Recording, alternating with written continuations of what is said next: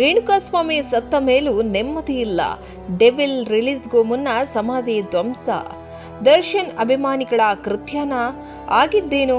ಜೈಲಿನಲ್ಲಿ ದರ್ಶನ್ಗೆ ಟಿವಿ ಸಿಕ್ಕರು ನೋ ಯೂಸ್. ಕೊಲೆ ಪ್ರಕರಣದಲ್ಲಿ ನಟ ದರ್ಶನ್ ಜೈಲು ಸೇರಿದ್ದಾರೆ.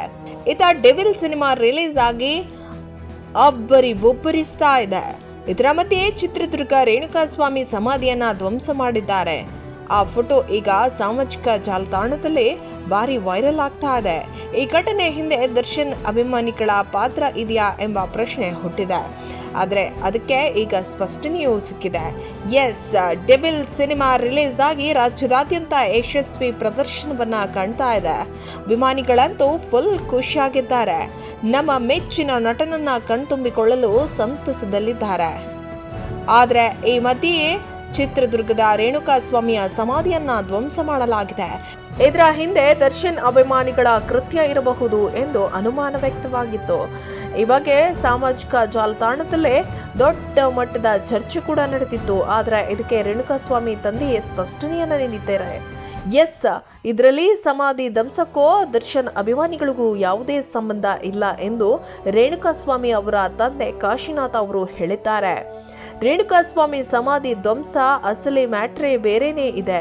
ವೀರಶೈವ ಸಮುದಾಯ ರುದ್ರಭೂಮಿಯ ಅಭಿವೃದ್ಧಿ ಕಾಮಗಾರಿ ನಡೀತಾ ಇದೆ. ಈ ಹಿನ್ನೆಲೆಯಲ್ಲಿ ಕೇವಲ ರೇಣುಕಾಸ್ವಾಮಿ ಸಮಾಧಿ ಮಾತ್ರವಲ್ಲ, ಇನ್ನು ಹಲವು ಸಮಾಧಿಗಳನ್ನು ತೆರವು ಮಾಡಲಾಗಿದೆಯಂತೆ. ಈ ಬಗ್ಗೆ ಅವರ ಸಮುದಾಯದವರು ರೇಣುಕಾಸ್ವಾಮಿ ಅವರ ಕುಟುಂಬದ ಜೊತೆ ಈ ಹಿಂದೆ ಚರ್ಚೆಯನ್ನ ಮಾಡಿದ್ದು, ಅದಕ್ಕೆ ರೇಣುಕಾಸ್ವಾಮಿ ಅವರ ತಂದೆ ಕೂಡ ಒಪ್ಪಿಗೆಯನ್ನ ನೀಡಿದ್ರಂತೆ. ಈ ಬಗ್ಗೆ ರೇಣುಕಾಸ್ವಾಮಿ ಸಮಾಧಿ ಧ್ವಂಸ ಮಾಡ್ತಾ ಇರುವಂತಹ ವೀರಶೈವ ಸಮಾಜದ ಮುಖಂಡರು ಹೇಳಿದ್ದಾರೆ. ಈ ಬಗ್ಗೆ ರೇಣುಕಾಸ್ವಾಮಿ ಅವರ ತಂದೆ ಕಾಶಿನಾಥ್ ಕೂಡ ಪ್ರತಿಕ್ರಿಯೆಯನ್ನ ನೀಡಿದ್ದು, ನಮ್ಮ ಮಗನ ಸಮಾಧಿ ಮಾತ್ರ ಅಲ್ಲ, ಎಲ್ಲರ ಸಮಾಧಿಯನ್ನ ತೆರವು ಮಾಡ್ತಾ ಇದ್ದಾರೆ. ಎಲ್ಲರ ಸಮಾಧಿಗೂ ಕಲ್ಲು ಹಾಕ್ತಾ ಇರೋದ್ರಿಂದ ಜಾಗದ ಅಭಾವ ಉಂಟಾಗ್ತಾ ಇತ್ತು. ಹೀಗಾಗಿ ತೆರವು ಮಾಡ್ತಾ ಇದ್ದಾರೆ ಎಂದು ಸ್ಪಷ್ಟನೆಯನ್ನ ನೀಡಿದ್ರು. ಇದು ಈಗ ಆಗಿರುವ ಘಟನೆ ಅಲ್ಲ. ಸುಮಾರು 3 ತಿಂಗಳ ಹಿಂದೆಯೇ ಸಮಾಧಿಯನ್ನ ಧ್ವಂಸ ಮಾಡಿದ್ದಾರೆ ಎಂದು ತಿಳಿದು ಬಂದಿದೆ.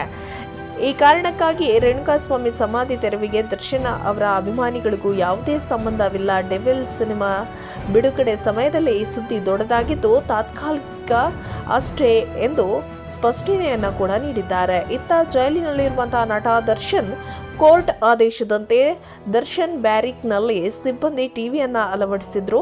ಆದ್ರೂ ತಮ್ಮ ನಟನೆಯ ಡೆವಿಲ್ ಸಿನಿಮಾದ ಅಪ್ಡೇಟ್ ಯಾವುದೂ ಸಿಗ್ತಾ ಇಲ್ವಂತೆ.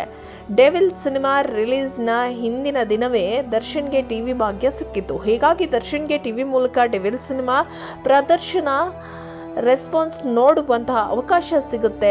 ಜೊತೆಗೆ ಸೆಲೆಬ್ರಿಟೀಸ್ ಅಭಿಮಾನವನ್ನ ಕಣ್ತುಂಬಿಕೊಳ್ಳಬಹುದು ಎಂದು ಖುಷಿ ಪಡುವಷ್ಟರಲ್ಲಿ ದರ್ಶನ್ಗೆ ನಿರಾಸೆ ಉಂಟಾಗಿದೆ. ಈಗ ಅಳವಡಿಸಿರುವಂತಹ ಟಿವಿಯಲ್ಲಿ ಕೇವಲ ಎಂಟರ್ಟೈನ್ಮೆಂಟ್ ಚಾನೆಲ್ಗಳನ್ನು ಮಾತ್ರ ಆಕ್ಟಿವೇಟ್ ಮಾಡಿದ್ದಾರೆ.